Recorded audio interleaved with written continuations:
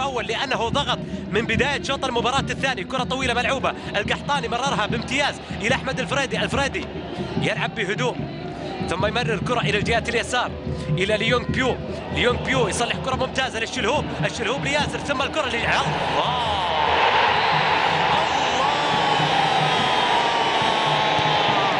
ما يبطي السيل إلا من كبرى، وياسر ما تأخر عن التسجيل إلا من كبرى وكبر قدره. القحطاني تأخر في التسجيل علشان يسجل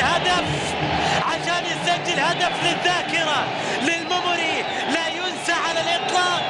لقطة ما بين الشلهوب والقحطاني لا تنسى، لقطة إبداع وجبة إبداع لحد الإشباع.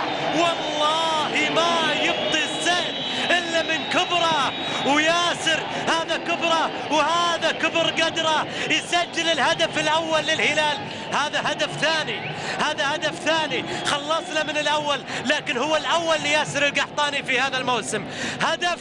هدف من خيال يسجل ياسر القحطاني للهلال. الهلال